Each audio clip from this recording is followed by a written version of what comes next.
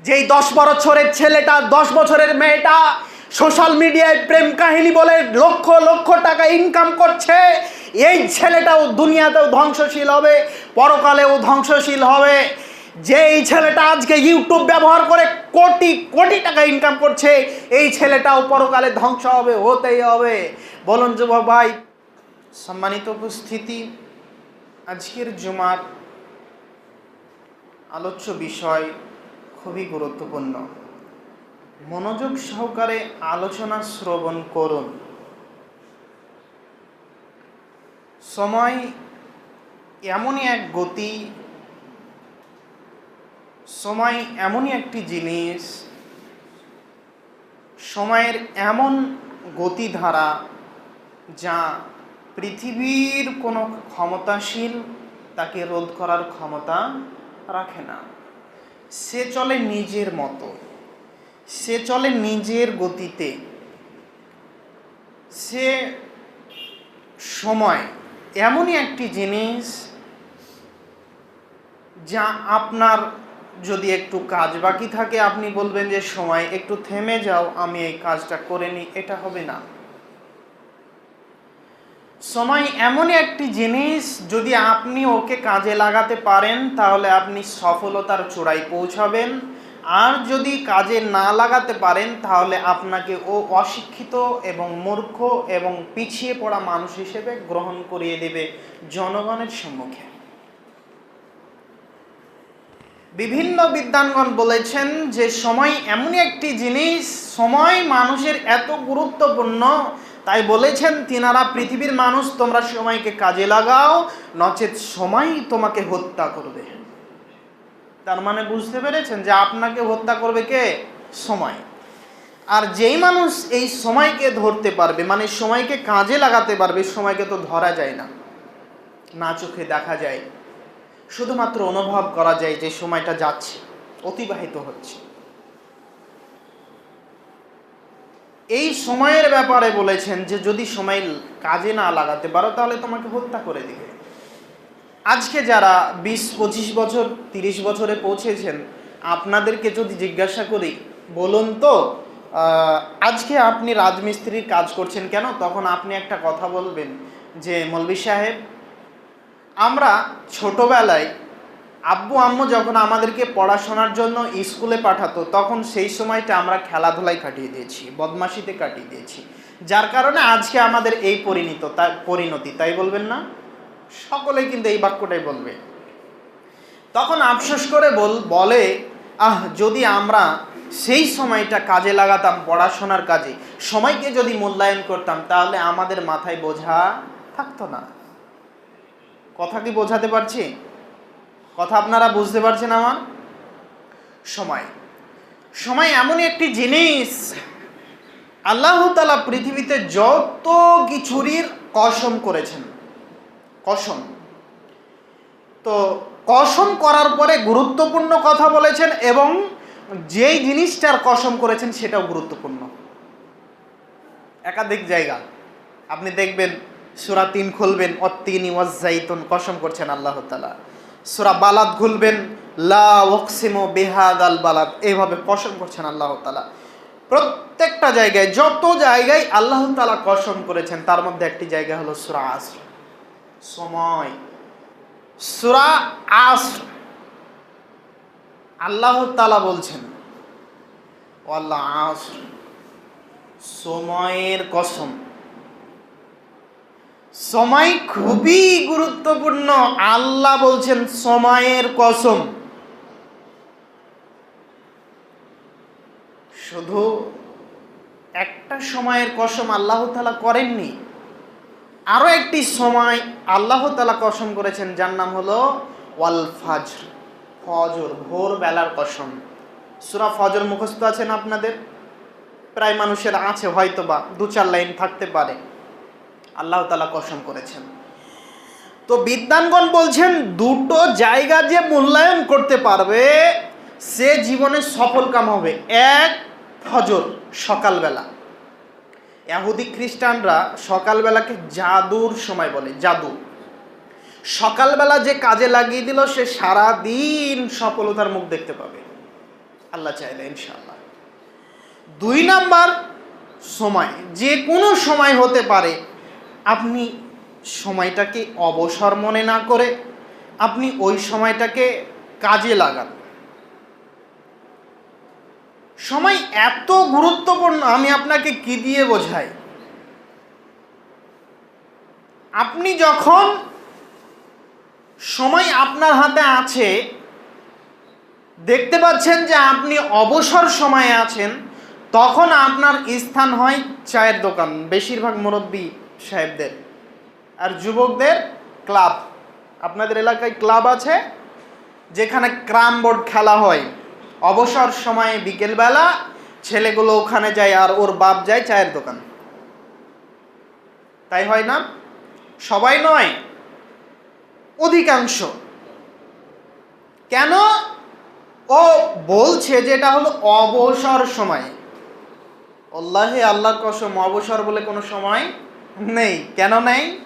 আল্লাহ বলেন, ফাইদা ফারাগতা ফানসাব ওয়া ইলা রাব্বিকা ফারগাব। আদমের ছেলে মেয়ে তোমরা শোনো, তোমরা যখন কাজ থেকে অবসর পেলে তখন তোমরা কঠিন পরিশ্রমে লিপ্ত হয়ে যাও। কঠিন পরিশ্রম বলতে ইবাদতে লিপ্ত হয়ে যাও। তাহলে বলুন তো, আপনার জীবনে অবসর সময় থাকলো? আল্লাহ বলছেন, আদমের ছেলে মেয়ে তোমাদের যখন অবসর, কাজ থেকে বাড়ি এসেছো, এমত অবস্থায় তোমাদের যে সময় তোমরা মনে করছো অবসর, এইটাকে তোমরা কঠিন পরিশ্রমে লাগাও। পৃথিবীতে সবচাইতে কঠিন পরিশ্রমের কাজ হলো ইবাদত। জি ভাই, 10 কুইন্টাল 1 মণ মাথায় তুলতে হয় না, তারপরেও কঠিন কাজ কি? ইবাদত। আল্লাহ বলেছেন কঠিন। এই কথার পরিপ্রেক্ষিতে আপনাকে বলছি যে আমাদের কোনো অবসর সময় নেই। যারা মুসলিম বলে দাবি করছি, যারা ইমানদার বলে দাবি করছি, আমাদের কোনো অবসর সময় নেই। তাহলে বলেন, আপনার বাপের কি হবে, আপনার কি হবে? ফজরবেলা মুসলিমের শুরু হবে ফজরের সালাত, তারপরে কোরআন মাজিদ, তারপরে অন্যান্য কাজ। আপনার পিতা ফজরের সময় উঠে সালাত আদায় করলো, সালাত আদায় করার পরে ওর কোরআন মাজিদ তেলাওয়াত করার কথা ছিল। বলুন, এই সময় চায়ের আড্ডায় কাটালো কেন? বিচারের মাঠে, বিচারের মাঠ তো অনেক কঠিন, কঠিনতর কঠিন। সেই দিন কড়া ঘন্টায় হিসাব দিতে হবে, সময় কোথায় ব্যয় করেছো। বলুন, কোরআন মাজিদ পড়ার সময় আপনি কেন চায়ের দোকানে এই স্বভাবটা ত্যাগ করতে হবে? যে কোনো মূল্যে ত্যাগ করতে হবে, করতেই হবে। আপনি যেই নীতিতে চলছেন এই নীতি ভালো নয়।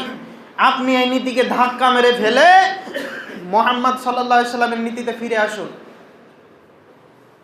এটা গেল আপনার পিতা, আপনার আব্বা, আপনার আব্বু। 2, আপনি একজন মুসলিমের সন্তান। যুবক ভাই, তোমাকে বলছি, আপনার অবস্থা, সকাল 8টার সময় ঘুম থেকে উঠলেন,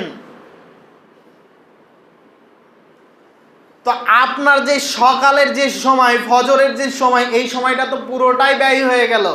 এখন আপনি খেতে আর নাস্তা করতে 12টা থেকে তারপর আবার ঘুম, এই করে আপনার সময়টা চলে গেল, আপনি কাজে পেলেন না। মানুষ যদি সময়ের বারাকা নিতে চায়, মানুষ যদি সময়কে মূল্যায়ন করতে চায়, তাহলে সবচাইতে গুরুত্ব দিয়ে একেবারে মাথায় নিয়ে নিতে হবে যে ফজরকে মূল্যায়ন করব। মানে যে ব্যক্তি ফজরের সালাতে হাজির হতে পারবে, সে পুরো দিনটাকে মূল্যায়ন করতে পারবে, পুরো দিন। আর যে ফজরে হাজির হতে পারবে না, সেই মানুষটা আর পুরো দিনকে মূল্যায়ন করতে পারবে না। তো বলেন তো, আপনার আব্বু গেল চায়ের দোকানে আর আপনি উঠলেন 8টার সময়, তাহলে কি এই চরিত্র, এই আচরণ, এই শিষ্টাচার ভালো দেখাচ্ছে? মুসলিমদের তো এইভাবে দিন শুরু হওয়ার কথা নয়। আর চায়ের দোকানে গেল মানে গিবাদ দিয়ে দিন শুরু হলো, তাই তো নাকি? গীবত আর জেনা দুটো জিনিস দিয়ে। আপনার দিনটা শুরু হওয়ার কথা ছিল কি দিয়ে? কোরআন মাজিদ দিয়ে। কোরআন মাজিদ দিয়ে দিনকে শুরু করতে হবে। রাসূল সাল্লাল্লাহু আলাইহি ওয়াসাল্লাম বলেছেন, যদি কোনো মানুষ রিজিকে বারাকা চাই, যদি কোনো মানুষ রিজিক চাই, তাহলে সকালবেলা সূরা বাকারা পড়তে হবে। পারবো তো নাকি ইনশাআল্লাহ? সকালবেলা ফজরের সালাত আদায় করে সূরা বাকারা তেলাওয়াত করতে হবে। তাহলে আপনি রিজিক পাবেন, বারাকা ধরে পাবেন, আপনার রিজিকে বারাকা হবে। এ কথাই সত্য, যেহেতু মুহাম্মদ সাল্লাল্লাহু আলাইহি ওয়াসাল্লাম বলেছেন। সময়, পৃথিবীর সূচনা কাল থেকে নিয়ে সময়ের যত অপব্যবহার হয়েছে, সবচাইতে সময়ের অপব্যবহার হচ্ছে বর্তমান সময়ে। পৃথিবীর সূচনা কাল থেকে সময়ের যত অপব্যবহার হয়েছে, সবচাইতে বেশি অপব্যবহার হচ্ছে আজকের সময়টা। যুবক ভাই, আপনাকে বলছি, আপনি যখন সকাল করছেন তখন আপনার অ্যান্ড্রয়েড ফোন, ফেসবুক হাতে, টুইটার, টিকটক ইত্যাদি অ্যাপসগুলি নিয়ে আপনার সকাল হয়, হয় না ভাই? সারা দিনটা মোবাইলে কেটে যায়। এমনও মানুষ আছে যারা খেতে খেতে মোবাইল দেখে, তারপরে রাত্রি যখন হয় তখন মোবাইল দেখতে দেখতে আবার ঘুমায়। অনেক মানুষ গাড়ি চালাতে চালাতে মোবাইল দেখে। পৃথিবীতে মানুষকে অধপতন, একেবারে নিম্ন তলায় পিছিয়ে দেওয়ার কারণে, পিছিয়ে দিয়েছে যে, তার নাম হলো মোবাইল। আর সময়ের অপব্যবহার, অমূল্যায়ন হওয়ার কারণ হলো মোবাইল। আমি এটা খারাপ দিক ব্যবহার করলাম, আপনি এই মোবাইলটাকে আবার ভালো কাজে ব্যবহার করতে পারেন। কেমন ভাবে? এই মোবাইলটার কারণে আপনি কোরআন হাদিস স্পষ্ট আজকে দেখতে পাচ্ছেন। জি ভাই, কোরআন মাজিদ স্পষ্ট দেখতে পাচ্ছেন না? এই মোবাইলের কারণে হাদিস দেখতে পাচ্ছেন। আমার মতো একটা অধম মানুষ আজকে যে এইভাবে কথা বলছে পারতো না, আলহামদুলিল্লাহ এই মোবাইল আমাকে সহযোগিতা করে।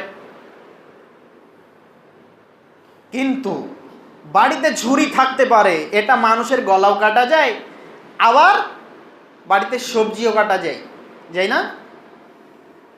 তাহলে একটা জিনিসের ভালো দিক এবং খারাপ দিক আছে, এই জিনিসটাকে আমাকে মূল্যায়ন করতে হবে। কাজেই সম্মানিত দিনী ভাই, আপনাকে বলছি, জরুরি প্রয়োজন ছাড়া মোবাইল হাতে নেওয়া যাবে না। জরুরি প্রয়োজন ছাড়া হাতে মোবাইল নেওয়া যাবে না।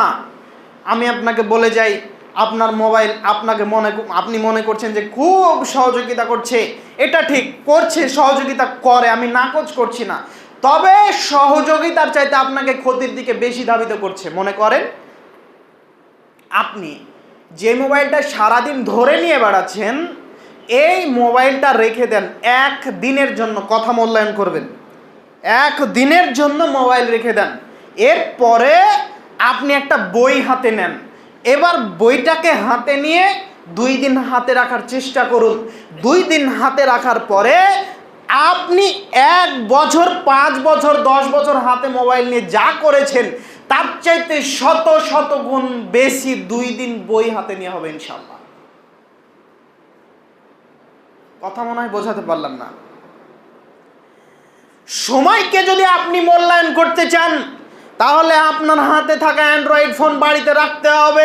এ কথাই সত্য, জরুরি প্রয়োজন ছাড়া ব্যবহার করা যাবে না। ছাত্রছাত্রীর, ছোট ছোট বাচ্চাদের পিছিয়ে পড়ার কারণ হলো মোবাইল। যা মানুষ ভালোর চাইতে খারাপের দিকে ধাবিত বেশি হয়েছে মোবাইলের কারণে। কাজেই মোবাইলকে প্রয়োজন ছাড়া ব্যবহার করার চেষ্টা করবেন না। সম্মানিত দিনী ভাই, ছোট ছোট সন্তানদেরকে মোবাইল হাতে দিবেন না। আপনার স্ত্রী, কি যে বলি, আপনার স্ত্রীকে আপনার সন্তান যখন খেতে চায় না, তখন আপনার স্ত্রী বলে, আব্বু আসো মোবাইল দেখো আর খাও। বলেন এবার কি হবে?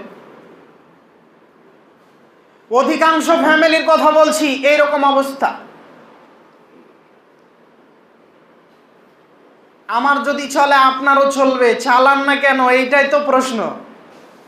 আমারও তো সন্তান আছে, আমারও তো চলে, মোবাইল না দেখেও খাওয়ানো যায়, সমস্যা নাই। তাহলে আপনার চলছে না কেন? কাজেই আপনি নিজেই নড়বড়ে আছেন। আপনিই তো ছোট বাচ্চা, ও তো আর মোবাইল হাতে করে দুনিয়াতে আসেনি গো যে ও বলছে যে আমি মোবাইল দেখবো আর খাবো। তো মাই তো বললো যে আসো আব্বু মোবাইল দেখো আর খাও, তাহলে ও সারা জীবনে মোবাইল দেখতে দেখতে খাবে। তার কারণ বিশ্ববিদ্যালয় তোর মা, ওর মা তো শিক্ষা দিল যে মোবাইল নাও। কথা কি বোঝাতে পারলাম? তাহলে চেঞ্জ হতে হবে আপনাকে। ছোট ছোট বাচ্চাদেরকে আপনারা সোশ্যাল মিডিয়ায় তুলে মনে করিয়েন না যে আমরা সফল কাম হয়ে গেছি। ভুল হিসাব, হিসাব পরিবর্তন করতে হবে।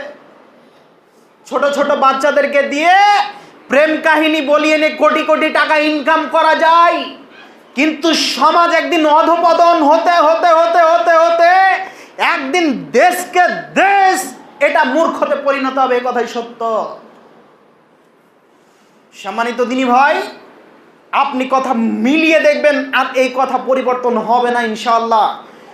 মানুষ যদি মনে করে যে আমি সোশ্যাল মিডিয়ায় কোটি কোটি টাকা আমার সন্তান ছোট বাচ্চাকে দিয়ে আমি ইনকাম করিয়ে নিচ্ছি, আর মনে যদি করে যে আমি সফলতার চূড়ায় পৌঁছে গেছি, ভুল হিসাব। হিসাব পরিবর্তন করতে হবে। এ দিয়ে দেশের উন্নতি হবে না, এ দিয়ে সমাজের উন্নতি হবে না, এ দিয়ে পরিবারের উন্নতি হবে না, সার্বিকভাবে এই ছেলে ক্ষতি করবে। এ একটা হবে অমানুষ, এ অপায়া হবে। কাজেই সময়কে মূল্যায়ন করুন। যেই সন্তানটাকে ছোটবেলায় শিক্ষা দেওয়ার কথা ছিল আদর্শের শিক্ষা, সেই ছোটবেলায় যখন ও প্রেম কাহিনীর শিক্ষা পেয়ে, যে ও মানুষ হবে না অমানুষ হবে। কোটি কোটি টাকা ইনকাম করেন তাতে কিছু যায় আসে না। মুহাম্মদ সাল্লাল্লাহু আলাইহি ওয়াসাল্লাম আফসোস করে বলে গেছেন আজ থেকে 1450 বছর আগে, যে আমার উম্মাত ইনকাম করবে, ও দেখবে না এই যে টাকা নিলাম এটাকে হালাল নাকি হারাম। যদি তাই মনে করত, আজকে যত মুসলিমের বাচ্চারা ইউটিউবে ইনকাম করছে, ওরা মনে যদি করতো যে এটা হারাম, তাহলে নিত গো, আর কোটি কোটি টাকার মালিক হতো না। অসম্ভব, কখনো নয়, কাল্লা কখনো নয়, অসম্ভব। সময়কে মূল্যায়ন করুন। আপনার যে ছেলেটা ছোটবেলায় হয়তো 20,000 ইনকাম করছে, ওই ছেলেটাই যেই দিন সফলতার চূড়ায় পৌঁছাবে, যেই দিন ও শিক্ষিত হবে, সেই দিন হতে পারে কোটি কোটি টাকার মালিক, সারা বিশ্ব ওকে চিনবে। আবুল কালাম আজাদের কথা তুমি শোনোনি যুবক? ও কোন মোবাইল ধরে বড় হয়েছে গো? বই ধরে বড় হয়েছে। তুমি যদি বইটা ধরো আর তুমি যদি পড়াশোনা করো, তুমি সফলতার চূড়ায় পৌঁছাবা। কাজেই সময়কে মূল্যায়ন করুন। সম্মানিত দিনী ভাই, আপনি আমার দিনী ভাই। বলছিলাম সময় খুব গুরুত্বপূর্ণ, যার নাম সময়। এইবার আসুন রাসূল সাল্লাল্লাহু আলাইহি ওয়াসাল্লামের বাক্যে। রাসূল সাল্লাল্লাহু আলাইহি ওয়াসাল্লামের বাক্য হলো, হাদিসের রাবি উমর রাদিয়াল্লাহু তাআলা আনহু বলেন, রাসূল সাল্লাল্লাহু আলাইহি ওয়াসাল্লাম শরীরের আমার একটি অংশ ধরে বললেন, বিবাদি জাসাদি, আমার শরীর একটি অংশ ধরে বললেন, ফাকল, তিনি বললেন, ওমর কুন ফিদ দুনিয়া কান্নাকা গরীব। ওমর, তুমি দুনিয়াতে গরিব হয়ে জীবন যাপন করো। কথা কি বোঝাতে পারলাম? আল্লাহ রাসূলের শিক্ষা দেখেন। ওমর, তুমি দুনিয়াতে গরিব হয়ে জীবন যাপন করো। আও আবিরু সাবিল, তুমি নিজেকে পথচারী মনে করো, মুসাফির মনে করো। মুসাফির তার মানে গরিব হতে হবে। গরিব হয়ে হতে পারে আপনি কোটি টাকার মালিক, তারপর আপনার ভাবসাব থাকবে কি গরিব। এর অর্থ হলো অহংকার থাকবে না। কথা কি বোঝাতে পারলাম? আপনার সম্পদ আছে, আপনি দামি জামা পরুন, তাতে অসুবিধা নেই। মূল উদ্দেশ্য হলো আপনার অহংকার কাজ করবে না, থাকবে না। 2, সম্পদ যখন আপনি কোটি কোটি টাকা ইনকাম করছেন, এই সম্পদটাকে ব্যয় করতে হবে আল্লাহর রাস্তায়, দিয়ে নিজেকে পাতলা করে নিতে হবে। এখন যদি আপনাকে বলি ভাইজান আপনাকে বহরমপুর যেতে হবে বা 10 দিনের সফরে যেতে হবে, তখন আপনি ব্যাগটাকে ভারী করা যায় এই চেষ্টায় থাকবেন নাকি পাতলা করা যায় এই চেষ্টায় থাকবেন? পাতলা কিভাবে হয়? অল্প অল্প জিনিস নিব, এখান থেকে সফর করব কয়েক হাজার কিলোমিটার, আমার যেন অসুবিধা না হয়, পাতলা করার চেষ্টা করবেন। ব্যাগটা যত পাতলা হবে তত আপনার সফরের সুবিধা হবে, তাই তো নাকি? অনুরূপভাবে একজন মুমিনের জীবন হলো একজন মুসাফির যেমন চলাফেরা করতে করতে করতে করতে ক্লান্ত হয়ে গেলে গাছের ছায়ায় বসে একটু বিশ্রাম নেয়, আবার উঠে চলে যেতে হবে সফরের মেন যে উদ্দেশ্য, মেন যে জায়গা, গন্তব্য স্থান, ওখানে পৌঁছাতে হবে, এই উদ্দেশ্যে চলে যায়। অনুরূপ দুনিয়া, এই গাছের ছায়াটা হলো কি দুনিয়া। আর আপনি যে হেঁটে যাবেন, আপনার ব্যাগ, কাঁধে যে ব্যাগটা আছে, এটা কি দুনিয়ার সম্পদ। কথা কি বোঝাতে পারলাম? এবং আপনাকে বলছি যে আল্লাহ তাআলা রাসূল মুহাম্মদ সাল্লাল্লাহু আলাইহি সাল্লাম উমারকে বলছেন, ওয়াউদ্দা নাফসাকা মিন আহলিল কুবুর। উমার, নিজেকে মনে করিও যে আমি কবরবাসী। দুনিয়াতে বেঁচে আছো এ কথা ঠিক, তবে তুমি নিজেকে মনে করবা যে আমি একজন কবরবাসী। মানুষ যখন তার অহংকার ত্যাগ করবে, মানুষ যখন অর্থ সম্পদের লোভ ছেড়ে দিবে, মানুষ যখন নিজেকে কবরবাসী মনে করবে, তখন তার দুনিয়াটা সহজ হয়ে যাবে, মানুষের উপরে নরম হতে পারবে, সে সদাই হতে পারবে। যার জন্য আল্লাহ রাসূল সাল্লাল্লাহু আলাইহি ওয়াসাল্লাম উমারকে এই উপদেশ দিলেন। তাই তো উমার এক পর্যায়ে বলছেন, ওয়াকানা ইবনে উমার ইয়াকুল, উমার রাদিয়াল্লাহু তাআলা আনহু বললেন, ইদা আমসাইতা ফালা তানদিরিস সাবাহা। জনগণকে লক্ষ্য করে বলছেন, ও জনগণ, তোমরা যখন সন্ধ্যায় উপনীত হয়েছো তখন তুমি সকালের জন্য অপেক্ষা করিও না। ও জনগণ, ওয়াইদা আসবাতা ফালা তানদিরিল মাসা, যখন তুমি সকালে উপনীত হয়েছো তখন তুমি সন্ধ্যার আশা করিও না। সকালে যেই সময়টায় উপনীত হয়েছো এই সময়টাই হতে পারে তোমার শেষ সময়, এই সময়টাই হতে পারে তোমার ভালো সময়। তুমি জানো না যে সন্ধ্যাবেলায় কি হবে তোমার, জানেন নাকি ভাই? জানেন না। এই জন্য তিনি বলছেন, শোনো, অখুয মিন সিহাতিকা লিমারাদিক, তোমাদের সুস্থতার কিছু সময়কে তুলে রেখে দাও, অসুস্থতার সময়ে যেন কাজে আসে। তার মানে আপনি যখন সুস্থ আছেন তখন বেশি বেশি ইবাদত করবেন, বেশি বেশি অর্থ ইনকাম করবেন, বসে থাকার কোনো সুযোগ নেই। আপনি বেশি বেশি অর্থ ইনকাম করে বেশি বেশি ইবাদত করে তুলে রেখে দিবেন, যেই দিন আপনি অসুস্থ হবেন সেই দিন ওইটা কাজ করবে। জি ভাই, তাই কি নয়? মানুষ অর্থ সম্পদ জমা করে কখন? যখন সুস্থ থাকে, যখন খাটতে পারে। যখন মানুষ অসুস্থ হয় তখন অর্থ কি জমা করতে পারে? জি না। মানুষ যখন সুস্থ থাকবে তখন সুযোগ আছে অর্থ সম্পদ জমা করা এবং আপনার সুস্থতার যে কাজ ইবাদত করা, এইটা করা। যখন অসুস্থ হবেন তখন নয়। কাজে মুরব্বী সাহেবের হিসাবই ভুল, আর যুবক, অধিকাংশ যুবকের হিসাব ভুল আছে। আমার তো এখনো দাড়ি রাখার বয়স হয়নি। ভালো যুবক, সকালে আছো বেঁচে, বিকেলে বেঁচে থাকতে পারবা? হতে পারে না। তোমার এটা শেষ সময়, হতে পারে না। ছোট ছোট বাচ্চাকে দেখছো তোমার চোখের সম্মুখে চলে যাচ্ছে, তারপরে তুমি কোন হিসাবে বলো যে এখন আমার দাড়ি রাখার সময় হয়নি, এখন আমার সালাত আদায় করার সময় হয়নি, এখন আমার দিনের পথে আসার সময় হয়নি? ভুল হিসাব। এই নীতিকে ত্যাগ করতে হবে, এই নীতিকে একেবারে কবর দিয়ে দিতে হবে। এই হিসাব ভুল, এই হিসাব ভুল, এই হিসাব ভুল। আপনাকে হিসাব ত্যাগ করতে হবে। এই হিসাব কোনো দিনও সঠিক নয়, এই হিসাব কোনো দিনও সঠিক নয়। আপনাকে হতে পারে চলে যেতে পারে, হতে পারে আজকেই আমি এখানে কথা বলছি, এখান থেকে নেমে হয়তো আপনার সঙ্গে কথা বলার সুযোগ আল্লাহ দিবেন না। তাহলে কোন হিসাবে আপনি বলছেন যে আমার এখনো দাড়ি রাখার সময় হয়নি, আর আপনার মাই কেন বললো যে এখন আমার ছেলে তো যুবক মানুষ, এখন তো দাড়ি রাখার সময় হয়নি? দাড়ি রাখবে যখন দাড়ি চুল মুছ পেকে যাবে তখন। হিসাবটা কি ঠিক হলো গো? তাহলে তোমার আম্মুকে বলিও আজকে যে মৌলভী সাহেব তো বললো যে তোমার হিসাব ঠিক নেই, আমি দাড়ি রাখতে চেয়েছিলাম, তুমি বারণ করেছিলে, এই হিসাব তো ঠিক মিলছে না। আমি হতে পারি যে তুমি মা, তোমার আগে আমি চলে যেতে পারি।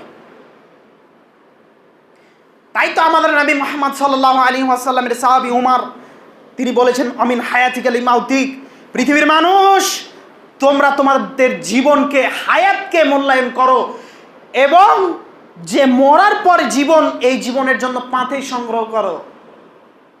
1 মিনিট সবাই একটু সজাগ হন, আমার এই কথাকে একটু চিন্তা করুন তো, এই কথাকে খুব ভালোভাবে চিন্তা করুন।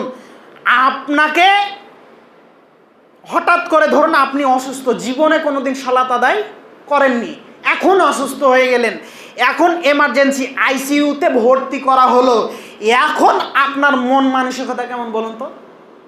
তখন মনে হবে, আল্লাহ পৃথিবীতে বেঁচে থাকলাম, কি করলাম গো? শ্বাসটা যে চলছে বন্ধ হলেই তো আমার হিসাব শুরু হবে। এই যে হিসাব শুরু হবে, এখন আমি পরকালের জন্য কি নিয়ে আসলাম? জিরো, তো শূন্য, জিরো। তাহলে অনন্ত জীবনের জন্য আপনার সম্পদ জিরো, আর 60 বছরের জীবনের জন্য আপনার সম্পদ হিরো।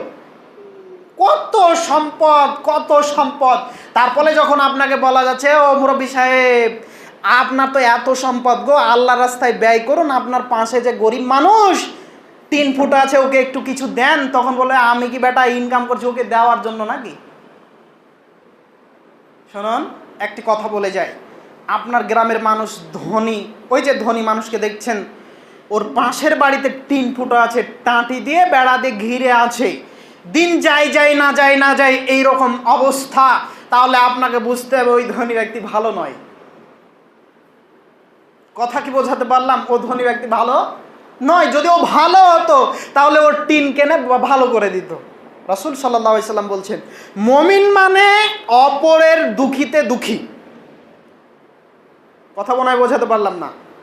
তো মহিলাটা কষ্টে আছে, মানুষটা কষ্টে আছে, তাহলে তোর ছাদ পিটিয়ে দেওয়ার দরকার ছিল নাকি? তো দিল না কেন? নিশ্চয়ই দুনিয়ার ধোকাতে পড়ে আছে, দুনিয়া ওকে দিতে দিচ্ছে না। এ কথাই সূরা আল ইমরান সূরা নম্বর 3 আয়াত নম্বর 185 আল্লাহ বলছেন, কুল্লু নাফসিন দাইকাতুল মাউত ওয়া ইন্নামা তুওফুনা উজুরাকুম ইয়াওমাল কিয়ামাহ। পৃথিবীর মানুষ তোমরা মনে রেখো, যার প্রাণ রয়েছে সবাইকে মরতে হবে, মরতেই হবে, মরতেই হবে। সারা পৃথিবীর যদি তুমি মালিক হও তারপরে মরতে হবে, সারা পৃথিবীর যদি শক্তি থাকে তারপরেও তোমাকে মরতে হবে, মরতেই হবে। হতে পারো ধীরাজ, হতে পারো পিএম, হতে পারো সিএম, হতে পারো এমএলএ, এমপি, যেই হও না কেন, মরতেই হবে। মরণের স্বাদ আস্বাদন করতেই হবে, করতেই হবে। বিচারের মাঠে কড়া গন্ডায় তোমাকে হিসাব দিতে হবে, পরিপূর্ণ তুমি ফলাফল বিচারের মাঠে পাবে। আল্লাহ তাআলা এই কথা বলে থামেননি। আল্লাহ তাআলা বলেছেন, পৃথিবীর মানুষ ফামান যুহজিহা আনিন নার ওয়া উদখিলাল জান্নাহ ফাকাদ ফাজ। পৃথিবীর মানুষ, আদমের ছেলে মেয়ে, তোমাদেরকে বলছি তোমরা শোনো, তোমরা তোমাদেরকে তখন সফল মনে করো যখন তোমরা জাহান্নামের আগুন থেকে বাঁচতে পেরেছো। যখন তোমরা জাহান্নামের আগুন থেকে বেঁচে জাহান্নামে প্রবেশ করতে পেরেছো, ফাকাদ ফাজ, তখন তোমরা সফলতা পেলে। বলুন যুবক ভাই, আপনাকে বলছি, আপনি বলুন, আপনি কি জাহান্নাম থেকে বাঁচতে পেরেছেন? আপনি কি জাহান্নামের কর্মকাণ্ড থেকে ফিরে আসতে পেরেছেন? সফল তো সেই ব্যক্তি, যেই ব্যক্তি জাহান্নাম থেকে বাঁচতে পেরেছে, জান্নাতে প্রবেশ করতে পেরেছে। এর পরের বাক্য বলেও আল্লাহ তাআলা থামলেন না। আল্লাহ আবার বাক্য বললেন, ও পৃথিবীর মানুষ, আমাল হায়াতুদ দুনিয়া ইল্লা মাতাউল গুরুর। দুনিয়া তোমাকে ধোঁকা দিয়ে দিবে, দুনিয়া তোমাকে ধোঁকা দিবে, দুনিয়া তোমাকে ধোঁকা দিবে, দুনিয়া তোমাকে ইহকালে ধোঁকা দিবে, পরকালেও ধোঁকা দিবে। যেই বাচ্চা ছেলেটা মোবাইল হাতে নিয়ে আছে, ওকে পৃথিবীতেও ধোঁকাশীল হতে হবে, পরকালে ধোঁকা তো পাবেই। যেই 10 বছরের ছেলেটা, 10 বছরের মেয়েটা সোশ্যাল মিডিয়ায় প্রেম কাহিনী বলে লক্ষ লক্ষ টাকা ইনকাম করছে, এই ছেলেটাও দুনিয়াতেও ধ্বংসশীল হবে, পরকালেও ধ্বংসশীল হবে। যেই ছেলেটা আজকে ইউটিউব ব্যবহার করে কোটি কোটি টাকা ইনকাম করছে, এই ছেলেটাও পরকালে ধ্বংস হবে, হতেই হবে। বলুন যুবক ভাই, পরকালকে মূল্যায়ন করতে পেরেছেন কি? যদি মূল্যায়ন করতে পারেন তাহলে আপনি জানবো যে শিক্ষিত, আপনি সফলতা পেলেন। আর যদি না পারেন, আপনি মূর্খ,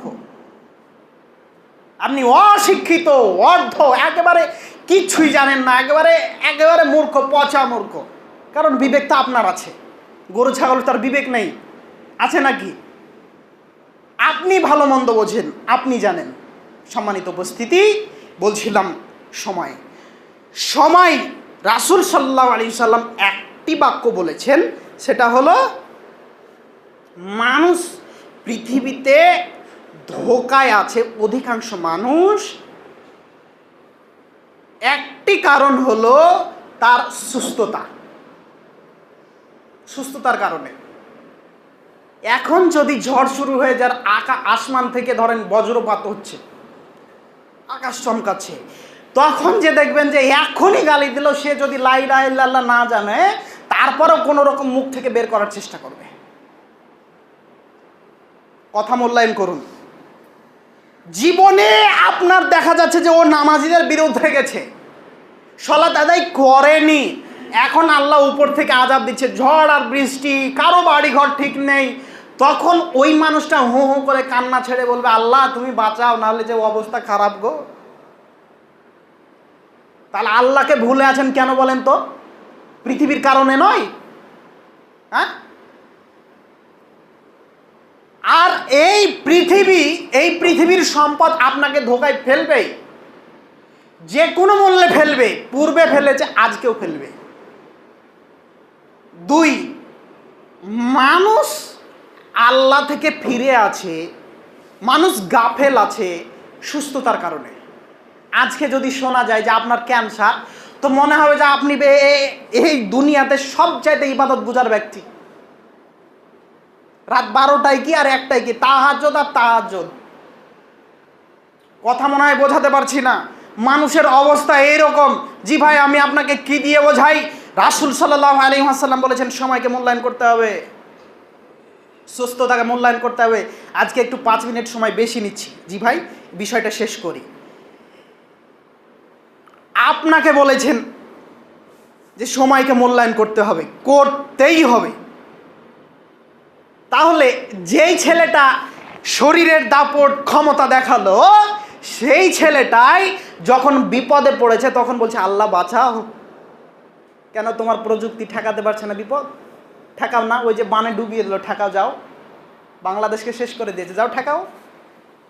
আল্লাহ বলেছেন, যখন আদমের ছেলে মেয়ে আমার কথা অস্বীকার করবে, যখন আদমের ছেলে মেয়ে আমার নাফরমানগিরি করবে, যখন আদমের ছেলে দুনিয়ার ধোঁকায় পড়ে যাবে, দুনিয়ার পিছনে হু হু করে ছুটতে থাকবে, তখন আল্লাহ উপর থেকে আর ওই দেশের প্রধানমন্ত্রীর কাছ থেকে শুধু বিপদ আর বিপদ, বিপদ আর বিপদ। দেখো তুমি, প্রধানমন্ত্রীর বিপদ গেল, বাংলাদেশের গেল না? যাওয়ার সাথে সাথে নরেন্দ্র মোদী আবার ঢেলে দিয়েছে। কেন? মুসলিমের বাচ্চা গো, ওরা মুসলিম দেশে বসবাস করে, ওই দেশে আবার পতিতালয় আছে। শরম হয় না? ওই দেশের একটু শরম হয় না যে আমরা তো মুসলিমের বাচ্চা, তারপরে আমাদের দেশে পতিতালয় থাকে কিভাবে? আল্লাহ ওই দেশে আযাব দিবে। কোন দেশে আযাব দিবে? আশ্চর্য! কি দেখাতে যাচ্ছেন? অসম্ভব হতে পারে না। আযাব আসবে, কথাই ঠিক, আসবেই, আসবেই। কারণ সময়ের অপব্যবহার হয়েছে। আপনি টাকা পয়সার মালিক হয়েছেন মানে, আপনি সুস্থ আছেন মানে, আপনি আল্লাহকে ভুলে গেছেন। এখন বিপদ ঠেকান, এখন আল্লাহ বলে কান্না করছেন কেন? এখন আর কাজ হবে না। ফেরাউনও ডুবে যাওয়ার সময় বলছে, আল্লাহ নিয়ে ঈমান আনলাম, মুসা ঈমান আনলাম, যাও ঈমান আনলাম, বাঁচাও বাঁচাও। তা আল্লাহ কি ছেড়ে দিয়েছে না ডুবিয়ে দিয়েছে? এই কথায় আপনাকে বলছি, মুহাম্মদ সাল্লাল্লাহু আলাইহি সাল্লাম বলছেন, যখন মানুষ ভালো কাজ করবে না, কিছু মানুষ ভালো কাজ করবে, অধিকাংশ মানুষ জেনায় লিপ্ত থাকবে, তখন উপর থেকে অথবা কোনো জাতির পক্ষ থেকে আযাব আসবে। তো এই আযাব কি শুধু যারা পাপী তারা পাবে? না, এই মৌলবী সাহেব ভোগ করবে।